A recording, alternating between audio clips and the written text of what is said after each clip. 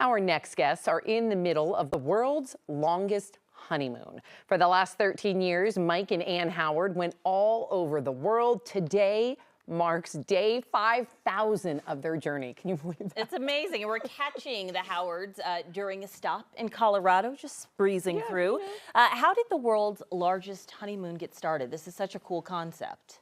When we're trying to think of places to go on our honeymoon, we started writing them down on a piece of paper, next piece of paper, and it just kept going and going. And we're thinking, like, when are we going to get to do these experiences?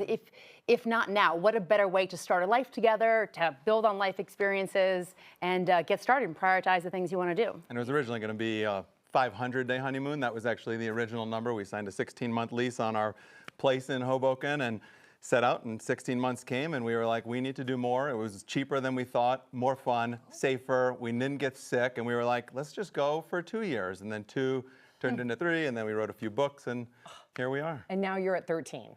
And you guys talk about the fact of, like, you like to go off the beaten path.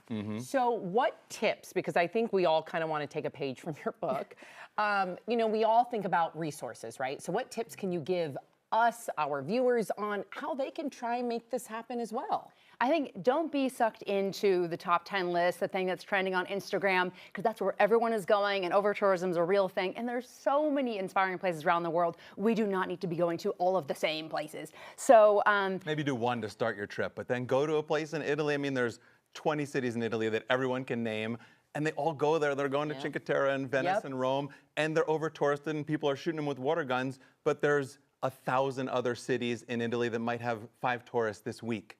If you go there, you're going to be received with a hug.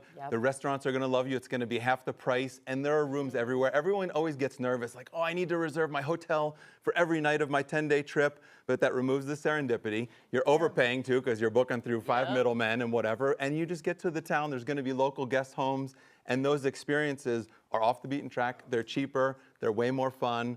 And, yeah.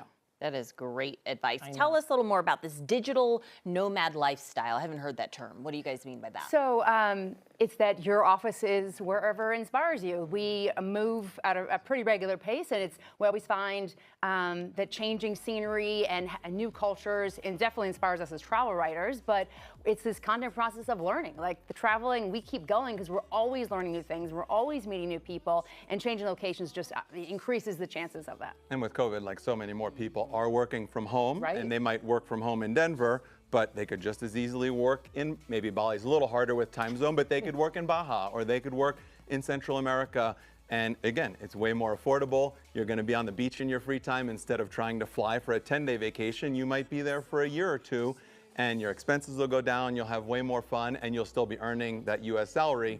So we're on our own. We run this blog called HoneyTrek, so that's how we earn a living. But other people, if you do have an income and you can find a way to peel yourself out, then you become a digital nomad and see how easy it is. And it's at least worth trying. Maybe it's not your whole lifestyle, but just that idea of taking a gap year or a digital nomad year just to kind of shake up your routine. You'll come back with fresh perspectives and probably be better at what you started doing, or find a new passion you can explore. You guys are so inspiring because you're making it sound like anyone can do it, and I love that. So obviously this sounds like a dream for a lot of people. Are there ever stressful times, especially you guys being a couple? Do you guys fight? Yeah. Never fight. What are you talking about? You've seen us on the drive here this morning. No, I mean, you're always running late for a bus, a train, a plane, and it's, you know, so you have to, how we cope with that, though, is like treating every bump in the road as a new adventure, and you just have to roll with it, because you know what, it's the unexpected things that turn out to be the best memories, so you can't stress when it doesn't go as planned, because probably a better plan is coming out of it. And I can you see the connectivity between the two, just like finishing each other's sentences, whispering sweet nothing. In the commercial break, like there really is something. Yeah, it was so sweet. Yeah, we're living for it. But do you think this lifestyle has like brought you closer together? Oh, we're like a team. We're 24/7 together, and nothing's that scary because you always have each other. So we push it pretty hard. We have had the opportunity to stay in 5-star resorts, but we also were just, you know, hitchhiking in Africa a month ago. So but that keeps it interesting. We're always on our toes, but we always feel like we're safer because we're looking out for one another. And we go into the world knowing that there's a lot more kindness, and it's in people in absolutely every culture, every, you know, possible walk of it. There are good people, and if you put out that positive vibe, it will come back to you. And that's, yeah, like you were saying, it brings us closer together, but it also brings us closer to other cultures. And it kind of, when you're not on that 7-10 day vacation and going in and banging out 3 museums and your favorite restaurants, when you're actually spending time there and doing local buses where you're the only white people on that bus and people are taking care of you and you're helping them and you're all moving luggage together, or you're unloading a cart when somebody gets a printing press delivered in the middle of Mozambique. And like, these are really beautiful things that happen, one, when you travel slow. So we implore everybody to just at some point in their life go on a multi-month up to or a year or more. And but say you go 10 days, do half as many things as you plan. Yep. For. I like that. Yeah. Plan one city. Too. Yep. Well, we are out of time, but I just quickly have to know, why Denver? Why are you guys here? Well, one, we love Colorado and Denver, Yes. and it is the glamping show you host. We wrote a book about glamping, and you have the only glamping show in North and South America. Really? It's 8th year. We've gone every single time. We're speaking of the show. We have our little camper as our book booth, and it's a great community. We're big fans of hospitality, and that is our next book about the best glamping destinations in the world. Ooh, I want that book. Me too.